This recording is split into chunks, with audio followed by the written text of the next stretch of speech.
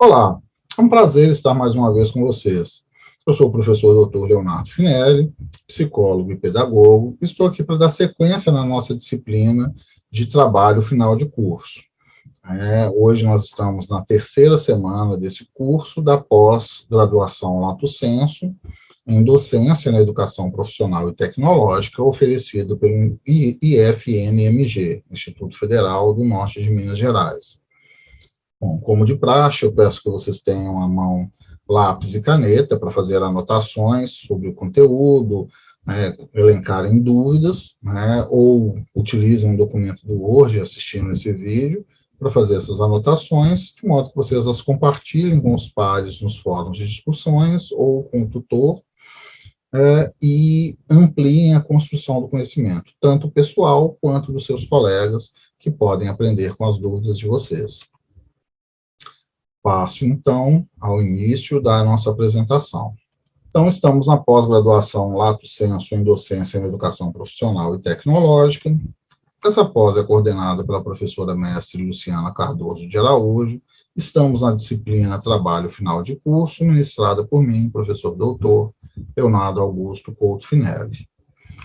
Nessa terceira aula, ou aula da terceira semana, eu quero discutir com vocês os papéis dos envolvidos na execução, na construção da pesquisa, como que a gente faz uma boa busca de dados, tanto para a construção do nosso referencial teórico, da nossa introdução, do levantamento de dados, do levantamento do estado da arte, que vai para a introdução, quanto de dados que a gente vai utilizar para a discussão dos nossos resultados. Então, o campo lá de resultados de discussão, a gente vai ter resultados a partir da nossa investigação, e esses resultados precisam ser considerados, analisados, comparados com dados de outras pesquisas. Então, a gente vai discutir um pouquinho sobre essa busca de dados, a partir de bases de dados. E ainda quero falar um pouquinho sobre plágio. Bom, então, iniciando sobre o papel dos envolvidos, é importante a gente pensar aqui no trabalho do professor, do acadêmico e do orientador, de certa forma, que ficou de fora, não descartada a importância, mas ficou de fora o professor tutor.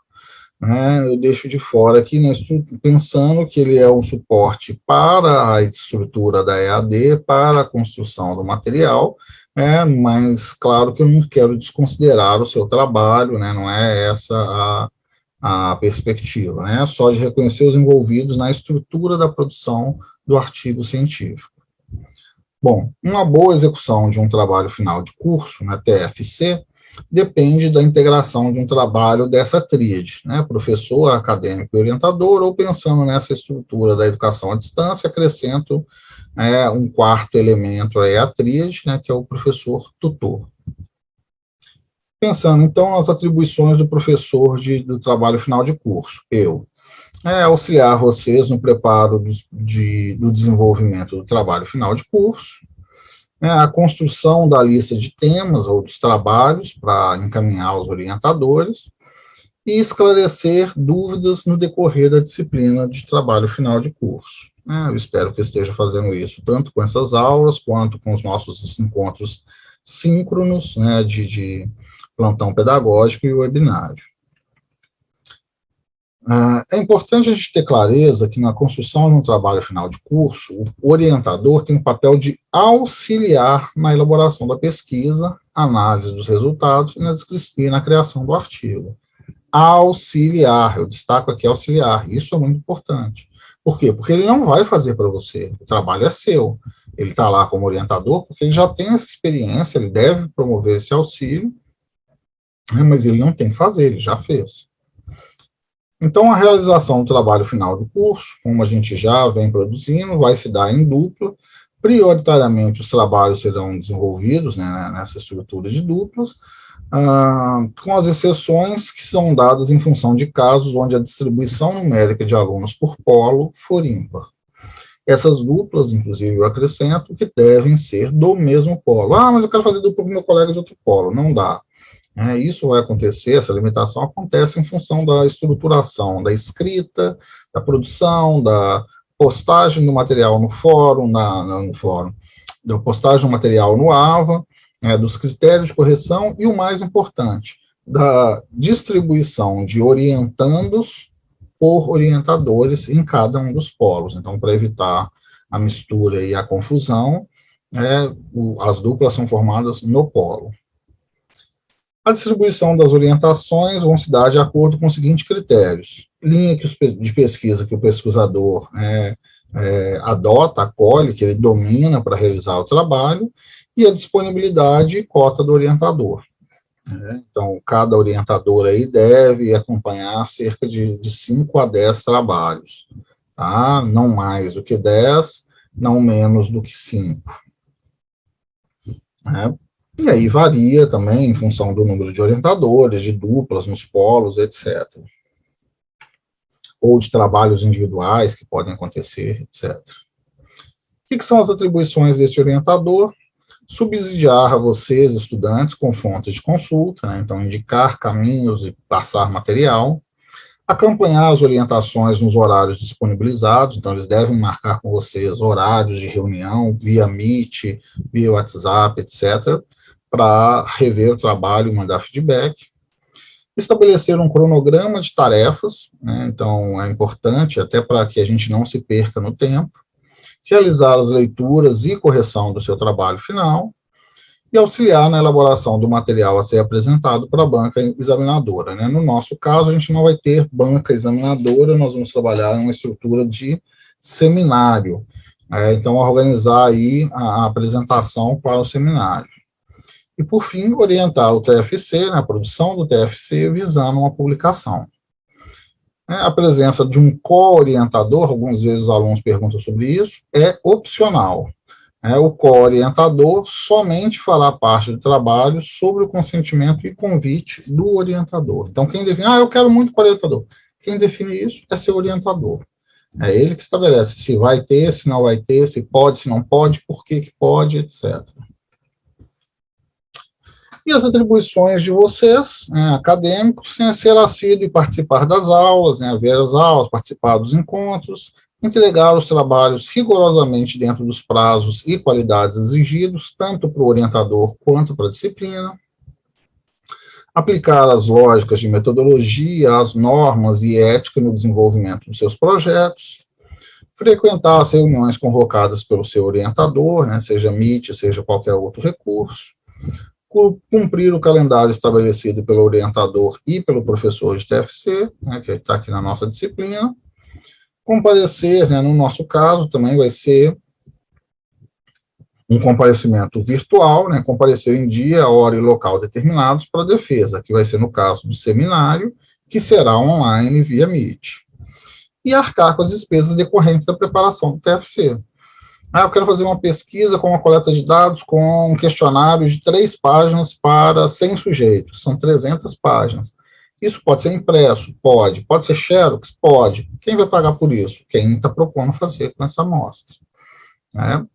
Para alguns isso pode ser muito, para outros isso pode ser pouco, mas fato é, não há a verba para financiamento de pesquisa de pós-lato sensu.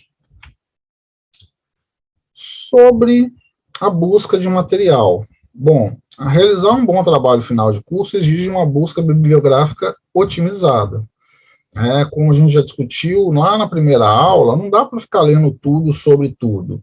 A gente não tem tempo para isso. Então, a gente precisa buscar os melhores artigos para fazer a construção ali, tanto do referencial quanto as análises na discussão da pesquisa.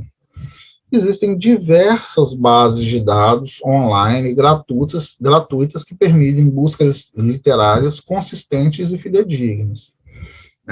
Eu lembro muito quando eu comecei a estudar, a fazer graduação, há mais de 20 anos atrás, a gente vinha para a universidade para acessar a informação, para ir na biblioteca que tinham vários livros, para ir na biblioteca que tinha os acervos das revistas, os periódicos que ainda não eram impressos, e que não eram vendidos em bancas de revista, que então era de muito difícil acesso para quem queria fazer pesquisa. Em um laboratório, uma biblioteca ou um laboratório de pesquisa, costumava ter acesso aos periódicos, e isso era muito útil.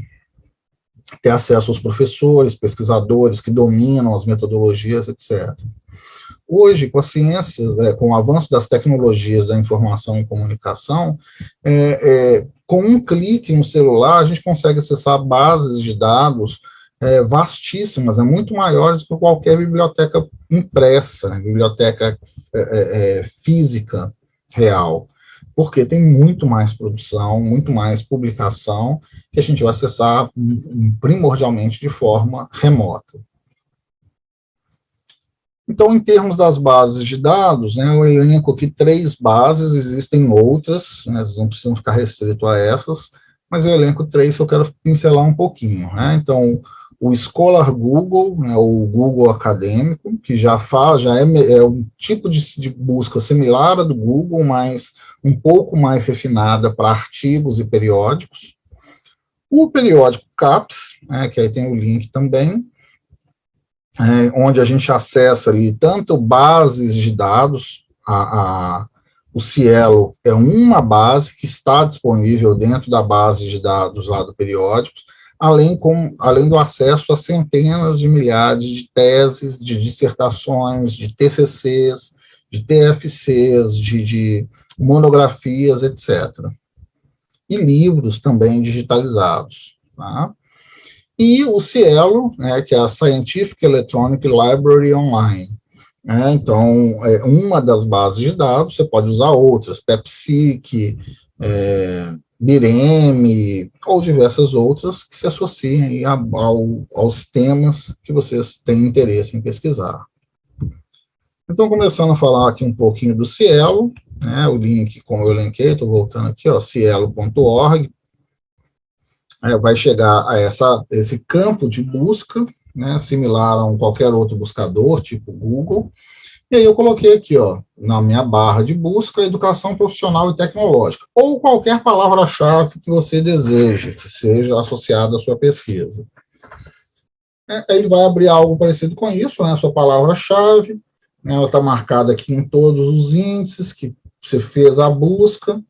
Para a educação profissional e tecnológica, apareceram 81 resultados, de diversos países, a maioria brasileiros, de diversas coleções, no Brasil, de revistas, etc. Avancei. De diversos periódicos, e aqui aparecem os artigos já me dando a informação, o título do artigo, autores, a revista de publicação, os dados dessa edição, então essa aqui é de dezembro de 2021, isso tem um erro aqui. Talvez seja janeiro a dezembro, um volume único. Então tem que ser verificado isso aqui para essa específica, mas o ano, o volume, o número, as páginas da publicação. Me fala aqui que tipo de resumos que eu tenho, então espanhol, português e inglês, também o texto na íntegra, em espanhol, português e inglês. Em PDF, eu só tenho em inglês, e o ePDF também. Um outro artigo, título, autor, nome da revista, época de publicação, volume, número de páginas, mesma ideia, resumos em português, inglês e espanhol, texto nos 3, PDF aqui dessa é só em espanhol, e assim sucessivamente para os 81 itens. Em termos dos filtros, eu tenho vários, então posso aqui selecionar por coleções, por áreas temáticas, por periódico, em qual revista foram publicados que utilizaram aquela palavra-chave, em idiomas, se é português, inglês, espanhol, etc. O ano da publicação, então eu indico que vocês atentem para isso, você vem aqui e seleciona aqui, 20, 21, 18, 17, 19, tá ótimo. Então, fazendo a coleta só de 2017 em diante, 17, 18, 19, 20 e 21. Tá? Então, eu elenco esses campos e peço para refazer a busca. Isso evita eu acessar artigos mais antigos. Aqui é periódicos, idiomas, acho que não tem grande segredo.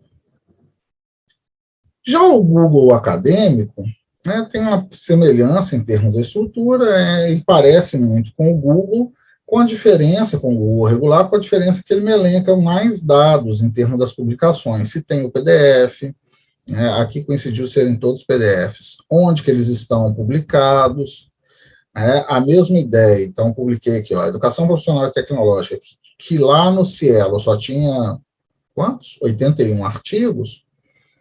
No Google Scholar, eu tenho 407 mil artigos que aparecem em educação profissional e tecnológica. Tá?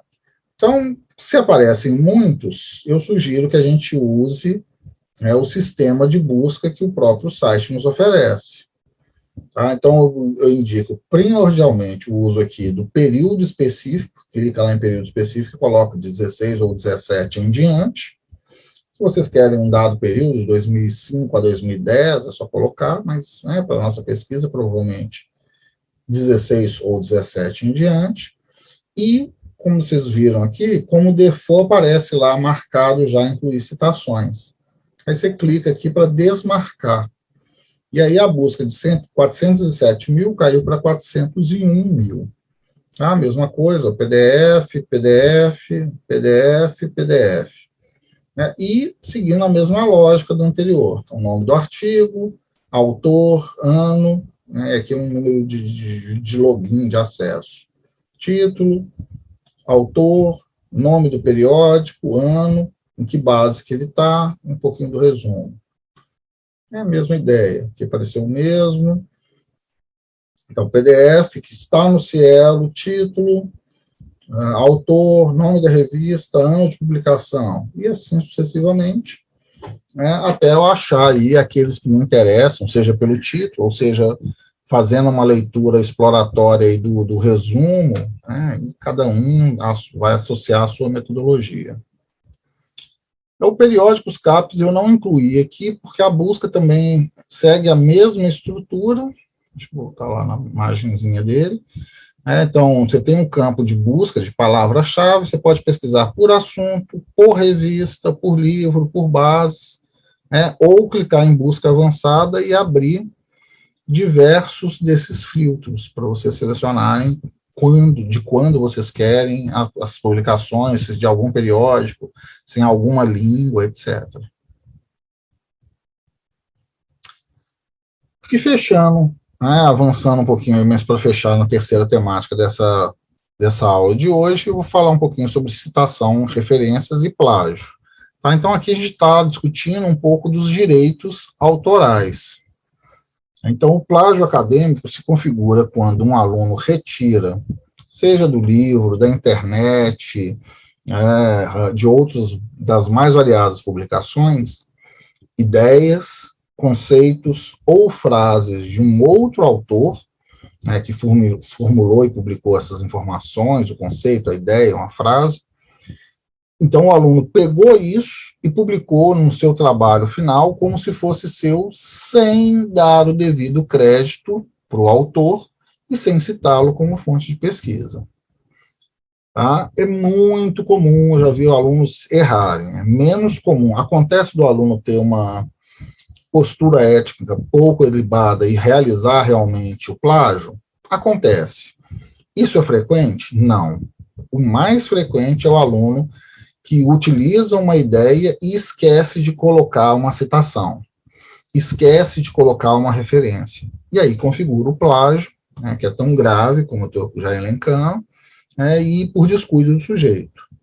Tá? Então, evitem problemas e atentem para as NBRs, as normas da BNT, em especial 6023, que vai falar sobre citações e formas de fazê-las, e a 10.520, que vai falar da escrita das referências, ou vice-versa.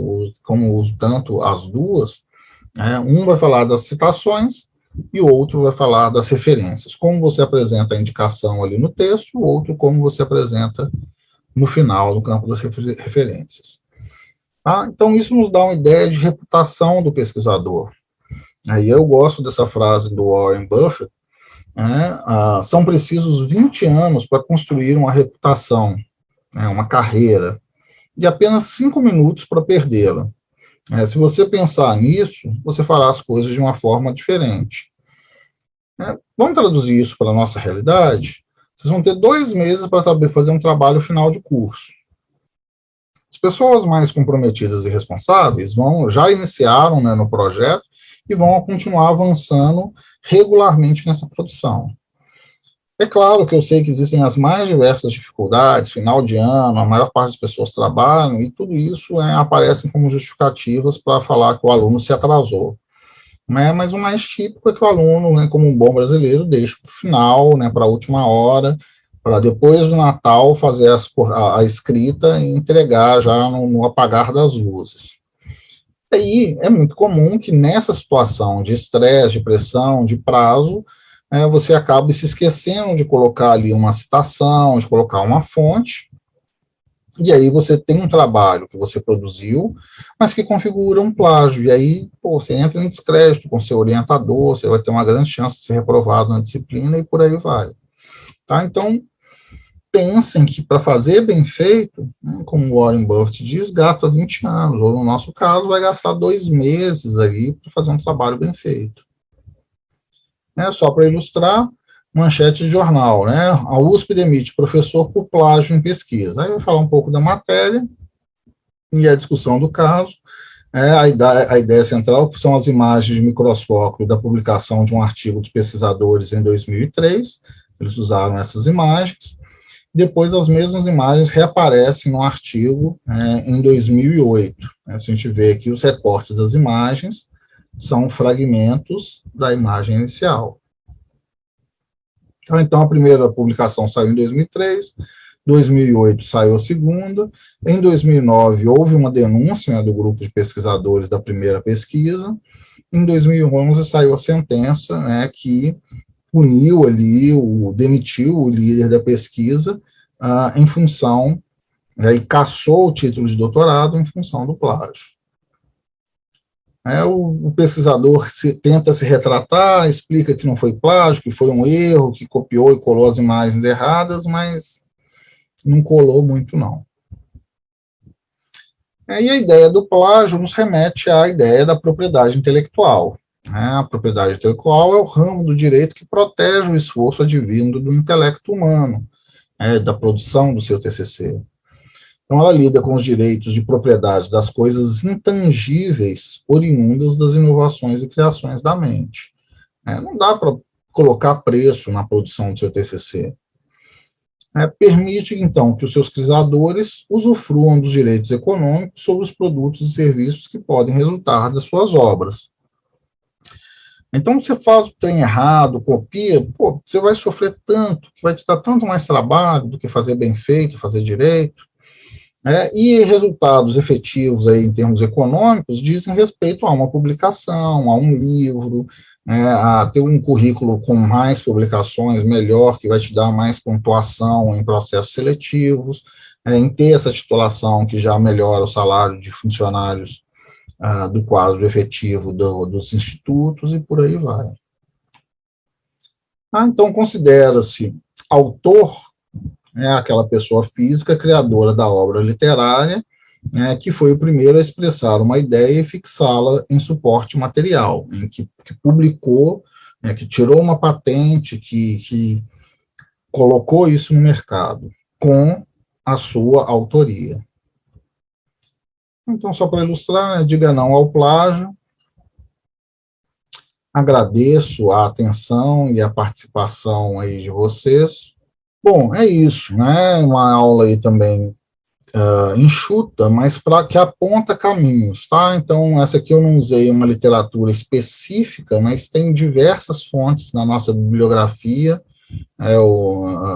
na bibliografia proposta para a disciplina, que está disponível na atividade lá do conteúdo da disciplina, que vocês podem acessar para discutir, tanto a questão dos papéis das pessoas na realização da pesquisa, professor, orientador, tutores e alunos, quanto a ideia da busca da base de dados, tá? Eu vou deixar no AVA esses 3 links que eu utilizei aqui na minha aula, e a ideia da autoria, e o que configura o plágio para que vocês evitem e assegurem aí a produção devida, ok? Como eu disse, é menos grave você fazer uma citação equivocada. Eu não disse isso, mas eu acrescento. É menos grave você fazer uma citação equivocada, mudou a ordem dos autores, coisas assim, que está associado aí a uma certa preguiça, porque não leu direitinho lá a NBR 6023, que vai falar das referências ao final do livro, ou do artigo, do que esquecer de colocar ou a fonte, né, a citação, a indicação da fonte, a citação no texto, ou a referência ao final do trabalho. Ok? Mas é isso, espero que estejam produzindo bem, esteja tudo tranquilo aí na relação com os orientadores, que já tenham começado com os orientadores, e que avancem aí para a produção, né, de um trabalho de alta qualidade. Um grande abraço e nos vemos no nosso próximo e último encontro.